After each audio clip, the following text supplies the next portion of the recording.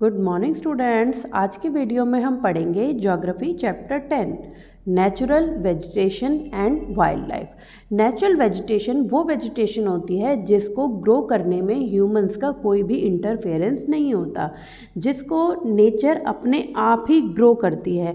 इसके थ्रू बहुत सारे बशेस, श्रब्स, ट्रीज जो हैं वो डेवलप होते हैं। इस चैप्टर में हम इन्हीं तरह के वेजिटेशंस के बारे में पढ़ेंगे। तो सबसे पहले हम पढ़ते हैं ट्रॉपिकल रेन फॉरेस्ट के बारे में। ये वो फॉरेस्ट के एरियाज़ होते हैं जहाँ पर बहुत ज़्यादा हैवी रेनफॉल होती है। यहाँ का टेम्परेचर जो होता है वो हॉट और ह्यूमिड होता है। ये एरियाज़ जो होते हैं वो डेंसली फॉरेस्टेड होते हैं। इसमें बहुत घने जंगल होते हैं जिनमें रोशनी भी, सूरज की जो रोशनी है वो भी नीचे ज़मीन तक नहीं पहुंच पाती। यहाँ पर बहुत सारे तरह के जो हैं स्पीशीज़ देखने को मिलती हैं। यहाँ ये फॉरेस्ट जो होते हैं वो एवरग्रीन फॉरेस्ट होते हैं। इट मीन्स यहाँ पर पूरे साल ही हरियाली रहती है, क्योंकि कोई भी पेड़ जो है वो एक बार में अपने सभी पत्तों को यहाँ नहीं झाड़ता। एक के बाद एक वहाँ पर पत्ते झड़ते हैं। इस वजह से यहाँ चारों तरफ हरियाली ही दिखाई देती है। नेक्स्ट है आपका tropical deciduous forest. Tropical deciduous forest को मॉनसून फॉरेस्ट भी कहते हैं। कंपेयर देन रेन फॉरेस्ट, यहाँ पर बारिश जो है वो कम होती है। ये लेस डेंस फॉरेस्ट होते हैं। इतनी घनी आबादी यहाँ जंगल नहीं होते हैं।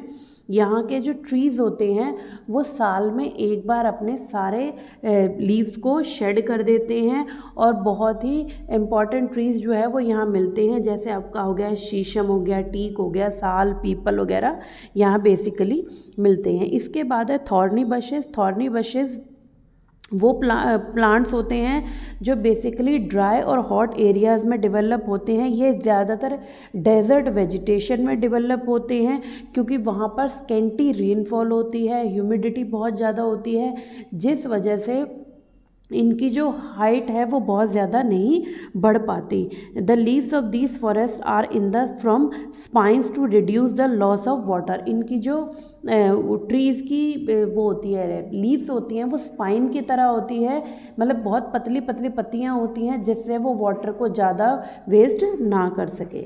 इसके बाद आते हैं tidal forest. These forest are also known as the mangroves forest. ये यहाँ का जो टेम्परेचर क्लाइमेट होता है वो माइल्ड होता है। यहाँ पर हैवी रेनफॉल होती है। These forest have tropical type of vegetation. The roots of these trees forest remain submerged in water. इनकी जो ट्रीज़ की जड़ें होती हैं वो पानी के अंदर होती हैं। ये ऐसे एरियाज़ पर डेवलप होते हैं जहाँ आसपास नदियाँ वगैरह होती हैं, और नदियों का पानी जो है लैंड एरिया तक पहुँच जाता है टाइड्स के थ्रू। इसी वजह से ये ट्रीज़ जो होते हैं वो डेवलप होते हैं। यहाँ के जो फेमस ट्रीज़ हैं वो हैं सुंदरी ट्रीज़। इसके बाद हम पढ़ेंगे माउंटेनियस फॉरेस्ट के बारे में। माउंटेनियस फॉरेस्ट वो फॉरेस्ट होते हैं जो बेसिकली माउंटेन्स के एरियाज़ में डेवलप होते हैं। यहाँ पर भी रेनफॉल जो है वो बहुत ही कम होता है। अलग अलग वैरायटी की वेजिटेशंस यहाँ देखने को मिलती हैं, बट जैसे जैसे हाइट बढ़ती जाती है माउंटेन्स की, वैसे वैसे वेजिटेशन जो है वो चेंज होती जाती है। यहाँ के जो बेसिकली ट्रीज़ हैं वो कॉनिकल शेप में होते हैं, ताकि जब स्नोफॉल हो तो उससे पेड़ के ऊपर कोई भी असर ना पड़े। अब इम्पॉर्टेंस ऑफ फॉरेस्ट, जैसा कि आप सभी जानते हैं फॉरेस्ट हमारे लिए बहुत ही ज़्यादा इम्पॉर्टेंट है। सबसे पहले तो जो फॉरेस्ट होते हैं वो हमें ऑक्सीजन प्रोवाइड करते हैं और कार्बन डाइऑक्साइड को गेन करते हैं। तो सबसे बड़ा और ज़रूरी काम इनका ये है कि हमें ज़िंदगी देते हैं। इसके बाद हमारी बहुत सारी दवाइयों के लिए, हमारे घर में लकड़ी के सामान की पूर्ति करने के लिए फॉरेस्ट जो है वो काम आते हैं। साथ ही साथ बहुत सारे जो हमारे वाइल्ड लाइफ एनिमल्स हैं वो इन्हीं फॉरेस्ट पर डिपेंडेंट है। नेक्स्ट है आपका वाइल्ड लाइफ। देखो हमारे, अगर हम पूरे मतलब इंडिया की बात करें तो यहाँ पर बहुत वैरायटी में वाइल्ड लाइफ देखने को मिलता है। तकरीबन 89 टाइप्स के जो एनिमल स्पीशीज़ है, 1200 टाइप्स के बर्ड स्पीशीज़ हैं। और अगर इनकी कलेक्टिवली बात करें तो शायद अनकाउंटेबल जो है हमारे इंडिया में एनिमल्स और बर्ड्स हैं। अब बेसिकली अगर हम एनिमल्स की बात करें तो इंडिया में जैसे आपका कर्नाटका और केरला का जो असम का जो एरिया है, वेस्ट बंगाल का एरिया है, वो राइनोसोरस के लिए फेमस है। इसके बाद आपका wild goats and wild asses जो है वो यहाँ देखने को मिलते हैं। शायद आपको पता होगा कि जो कैट फैमिली के मेंबर्स हैं वो सभी हमारे देश में पाए जाते हैं, जबकि अब विश्व के पूरे सभी देशों में उनमें से कोई एक जो है पाया जाता है, जबकि हमारे देश में कैट फैमिली के सभी मेंबर्स जो है वो देखने को मिलते हैं। इसके बाद आती है बर्ड्स जो है पिकॉक हमारा नेशनल बर्ड है। उसके अलावा बहुत सारे ऐसे बर्ड्स हैं जो हमारे देश की पहचान है, जैसे साइबेरियन क्रेन हो गया, stock, flamingo, Pintail, pelican, duck, करलू, ये सभी जो हैं हमारे देश की पहचान है।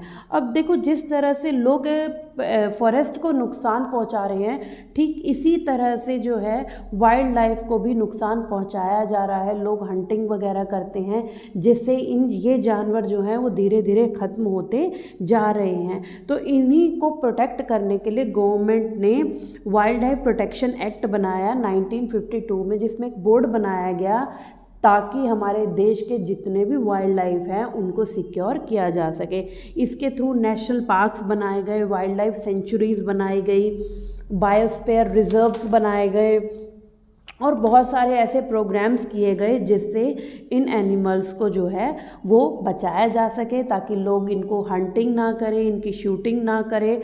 और इस तरह के प्रोग्राम्स किए गए ताकि लोग जो हैं वो नेचर के पास जाकर भी इन चीज़ों के बारे में जानकारी ले सके कि अगर ये जानवर ख़त्म हो जाते हैं, ये वाइल्ड लाइफ ख़त्म हो जाती है, तो उसका ह्यूमन बींग्स के ऊपर कितना ज़्यादा इफ़ेक्ट पड़ता है। आई होप आपको ये चैप्टर समझ आया होगा। Now you read this chapter again. Thank you.